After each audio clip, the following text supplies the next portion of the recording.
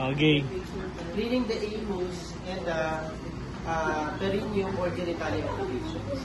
So for female patients, we have 7 strokes to tinatawag. By the way, we have to position the patient in dorsal recumbent position. Ganito. We have to flex the knees of the patient. And then, diamond drape yung shape ng top shape. Okay? And then we have these materials. We have 7 cotton balls. And then, another 7 cotton balls soaked in antiseptic solution. Okay? So, the first thing that we have to do, for female patients, meron tayong 7 strokes na tinatawag. Wala ba tayong flash?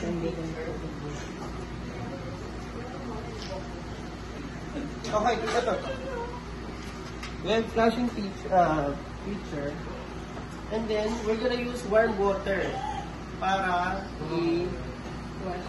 i-wash yung genitalia ni patient. So, we're gonna wash it. That's why we have these bedpan placed at the buttocks of the patient. And then we also have this to make sure that we put this large towel to protect the bed from getting soiled. Okay. So after washing, we're now gonna be cleaning the genitalia of the female patient. So with the use, again, we're gonna use 7 strokes.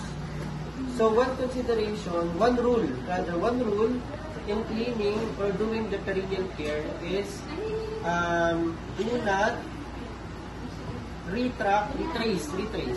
Do not retrace the stroke. Ibig sabihin, pag kinlin na yung specific area dito, huwag na kayong babalik to avoid contamination. Okay? So the first stroke is clean the symphysis pubis. Ito, yung noo. Symphysis pubis.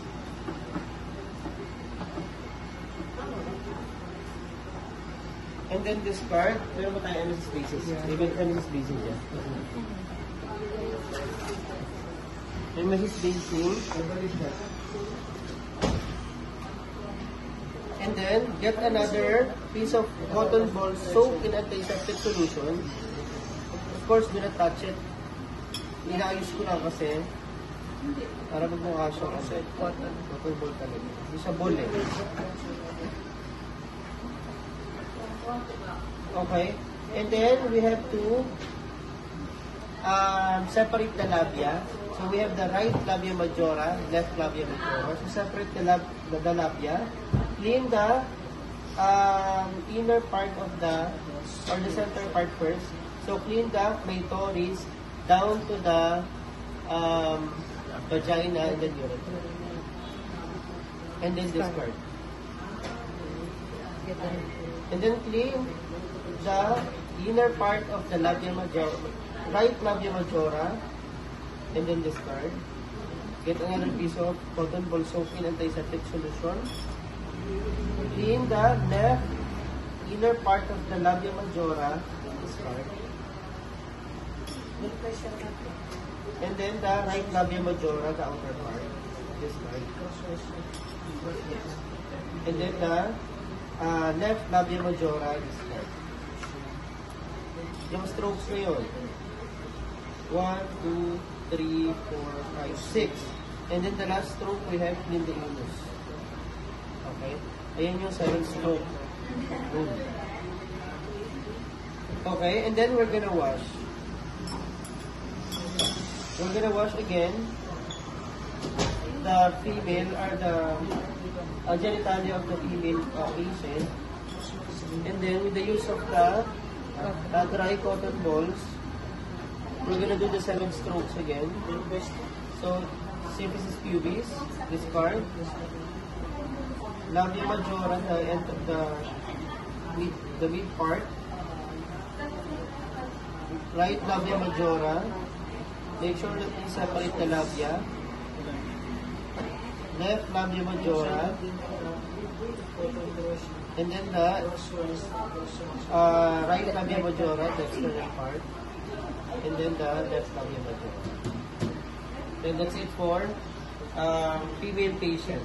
For male patient,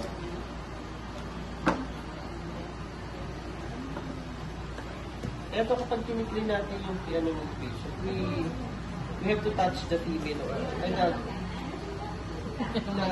the penis of the patient. Okay, but before doing this procedure, we have to make sure that we wash our hands to avoid spreading of microorganisms and infections. Okay, so clean the urethra. Wala tayong strokes dito, wala tayong seven strokes. Using the cotton balls soak in antiseptic solution. And then clean the body of the penis. You can use the back of the cotton ball, cleaning the other side. Get another piece of cotton ball, clean the other side of the body of the penis, and then use the back of the cotton ball in cleaning the other side. Once everything is cleaned, we can also clean the scrotum in circular motion. Get another one in the scrotum. And then wash. By the way, before using or cleaning the genitalia of the male patient, we have to wash the penis first. And then wash again right after cleaning. Using warm water. Okay? And then use the dry cotton balls. Start from the urethra, this part. And then the body. Use the back, this part. Get another one, use the back, and then this part. Then also this throat. And then this part. Okay. For male patient, we're also going to be using bedpan. Okay. And that's just part of the CBD or complete bed bath demonstration. Later, I'll send the anus. Oh, the anus pala. The anus part should also be cleaned. Ito yung anus. Using cotton ball soaked in antiseptic solution and then wash and then dry up. Okay, ito yung part lang to na in case may kasi part doon sa demo with bedpan na we'll ask the patient if the patient would like to clean the genitalia of the patient. And if the patient says yes, the patient can clean the genitalia of the patient. But if the patient told us that she preferred us to be the one cleaning the genitalia of the patient, we can do this. Yes.